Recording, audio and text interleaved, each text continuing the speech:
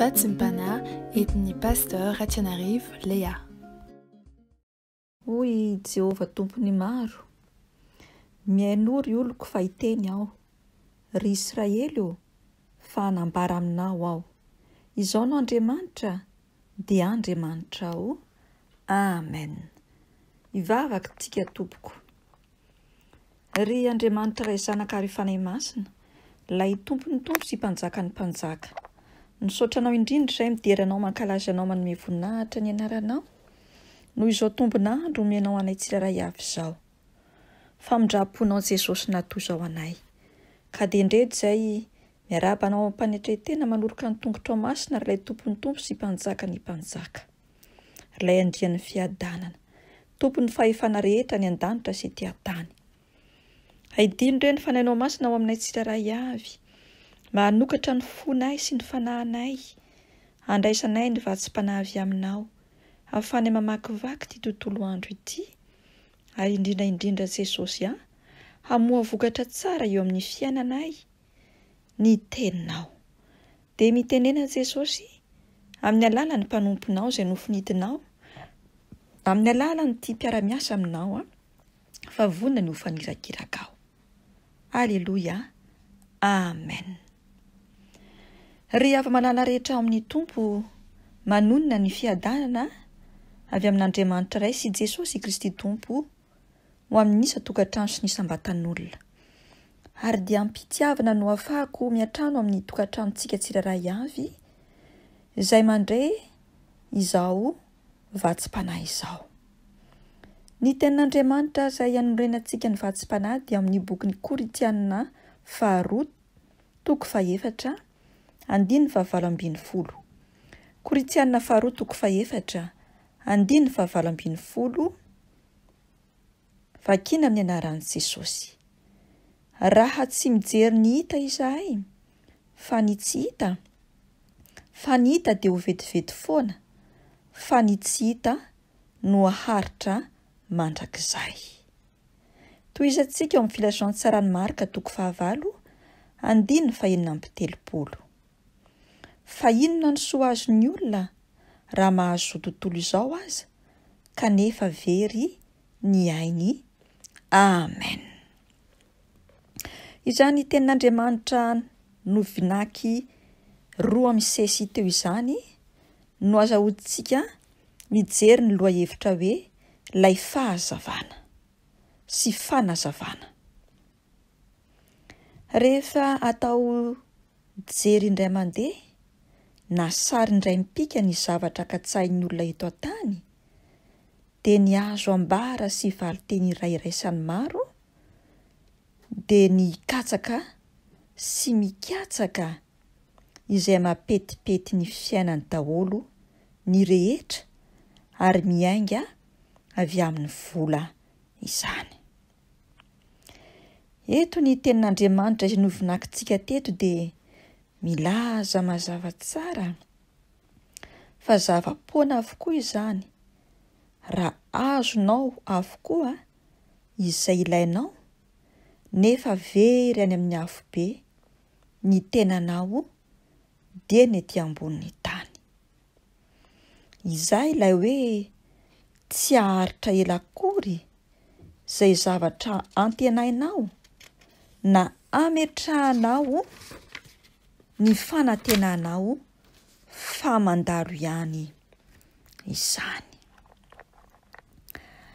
Alaivo saratsaina ny fiainantsika tsiraray avy, dia hoary tahaka ny sary sikotra iray toy ny tableau.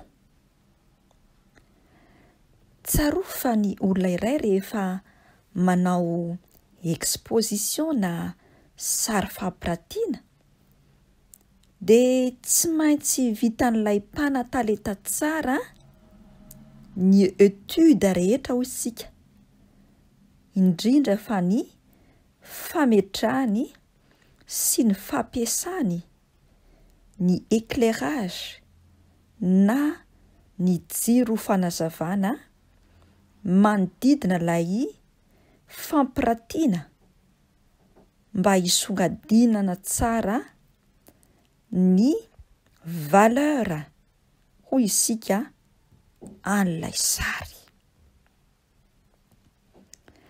Farafahakeliny dia misy karazany roa ny fasy sy ny fomba fametrahan'ilay mpanatalenta izany jiro izany. Hany ka tahaka ny mahita tabilao na sary roa samihafa, ny mpitsidika na ny mpijery nefa sary iray ihany no eo amin'ilay tabilao, satria jiro fanazavana roa samihafa na fasy roa samihafa no miseho sy manazava ilay sary. Dia tahaka izany koa ny fiainantsika tsirairay avy. Misy jiro karazany roa no manazava antsika, ary izao sy anao ilay tabilao aseho sy arety eny amin'ny toerana izay misy antsika tsirairay avy sy andehanantsika. Asa iza amin'ireo no tena misongadina amintsika, na le fasy iray na le fasy iray, ary iza amin'ilay jiro no manazava antsika amin'izy roa. Matetika dia mahafinaritra ny olona ny mampiseho izay zavatra mitranga sy miseho eo amin'ny fiainany, indrindra ny atao hoe fahombiazany, ka dia manantona ilay jiro manazava ny fisiny sy ny fahombiazany eto an-tany sy eto amin'izao tontolo izao izy. Izay ilay jiro voalohany na izay ilay fasy iray. Misy kosa ilay fanazavana iray, dia ilay jiro izay mifandray amin'i Jesosy Kristy, dia ilay manazava ary mieritreritra mandrakariva ny ho avy mandrakizay. Ary izay no nahatonga ny tao amin'ny filazantsarany Marka manao hoe: inona tokoa ny moa no soa azontsika zanak'olombelona raha azontsika ary izao tontolo izao kanefa very ny haintsika. Tsaroa fa ilay tabilao dia ny fiainantsika tsirairay avy, hoy ny voambarako tery am-piandohana. Fa ny sary azo sy hita dia samy hafa arakaraka ny jiro ampiasaina sy hitarafana azy ary koa hijerevana azy. Andeha ny andray ohatra iray isika. Raha misy olona iray tratry ny lozam-pifamoivoizana dia lasa handicapé ara-batana avy ilay olona iray ohatra. Raha jerena amin'ny jiron'ny tany sy ny fiainana sy ny jiron'izao tontolo izao, dia potika tanteraka hoy ny filazan'ny tanora azy. Tsy misy avenir intsony ny fiainan'ilay olona. Ary mety ho tezitra ilay olona satria noho ny etraketraky ny tany sy noho ny mety ho fankafizan'ny tany no nahatonga ilay loza ny atra taminy. Kanefa tao anatin'ny fotoana izay andalovan'izay olona izay, ny maha handicapé azy sy cloué à vie, dia teo no nahatonga azy hitady vahaolana ka nahafantarany an'i Jesosy Kristy Tompo. Ary dia nandraisany an'i Jesosy ho mpamonjy ny fiainany. Ary ny tena zava-dehibe, rehefa lasa nanolo fomba fijeriny tamin'ny jiron'ny tany izy, dia nandray ilay Jesosy fanazavana sy fahazavana dia feno fifaliana ny fiainany ary nandraisany an Jesosy ilay fahazavana sy fanazavana ho tompo sy mpamonjy ny fiainany dia niova tanteraka ny fomba fijeriny.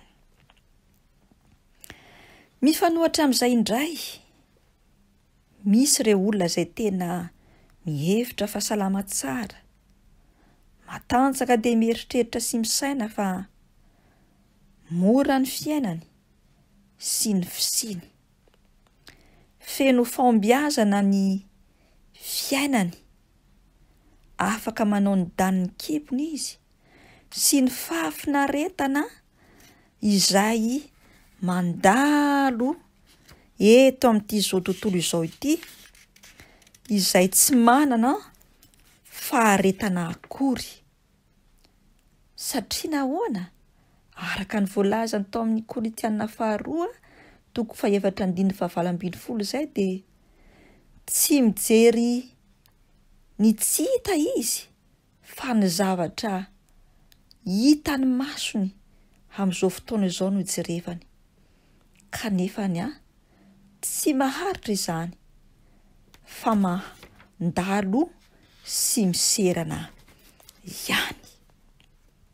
Ary ny tena zava-doza dia ny fiainany tsy misy an'Andriamanitra na mety mahafantatra fotsiny an'Andriamanitra sy Jesosy Kristy Tompo fa tsy manao ny sitrapony. Dia miteny maro hoe ny lalam-piainany tena mahomby, kanefa raha izay fiainana tsara sy milamina iny dia mahatonga ireo olona ireo tsy raharaha ny fiainam-panahiny, ary tena zava-doza ny fahaverezany mandrakizay.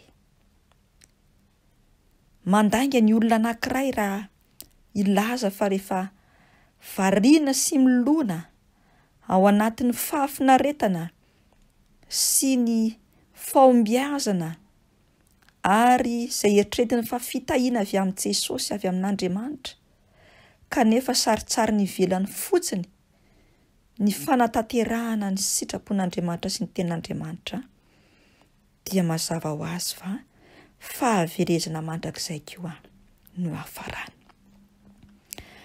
Ry mpiaino malala miaino izao vatsim-panahy izao, anio ny tenin'Andriamanitra dia mamperitreritra sy mampisaitsaina atsika tsiraray avy anio. Inona no zava-dehibe amin'ny antom-pisianao eto an-tany? Na inona ny situation misy sy iainanao, mety ho sarotra na mora, mety ao anatin'ny fifaliana na fahoriana, mety ao anatin'ny fizahan-toetra, anio Jesosy ilay Jesosy fahazavana sy fanazavana dia te hanazava antsika tsiraray avy amin'ny alalan'ny jiro fanazavan'Andriamanitra izay nomeny ao amin'ny teniny dia ny Baiboly izany.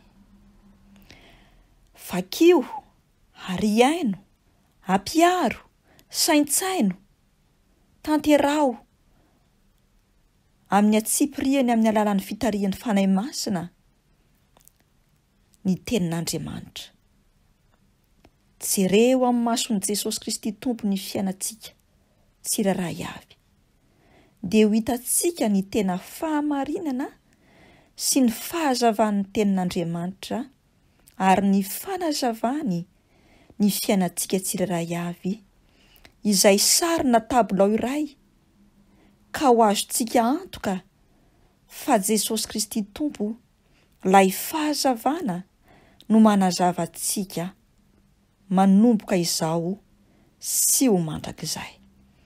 Dia ho tanteraka amintsika ilay tenin'Andriamanitra manao hoe: fanilo ny tongotro sy fanazavana ny lalako ny teninao Andriamanitra.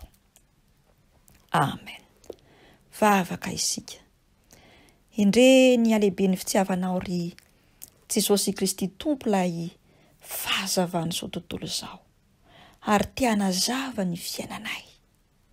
Misaotra anao indrindra satria nataonao ohatra mazava tsara fa ny fiainanay tsirairay avy dia tahaka ny tabilao anankiray vita sary, jereny manodidina ary hita ny masonao.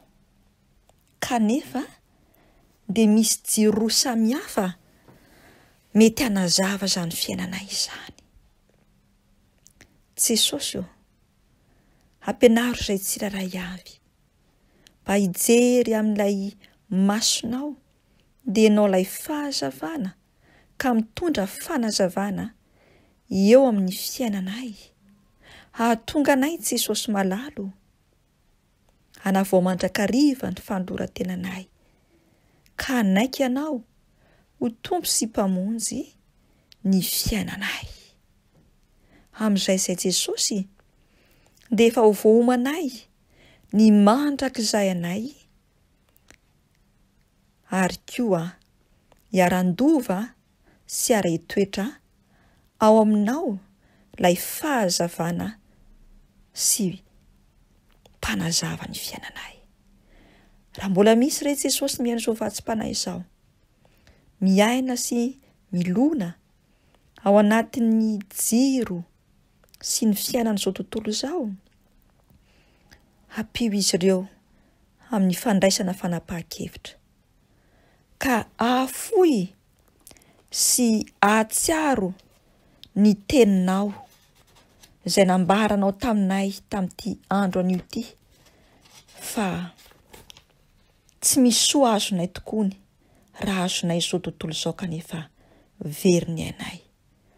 Ary raha tsy mijery ny hita izahay fa ny tsy hita, fa ny hita dia ho vetivety foana, fa ny tsy hita no haharitra mandrakizay. Ampianaro izay Jesosy ary hanomana ny mandrakizay anay miaraka aminao ilay fahazavana sy fanazavana.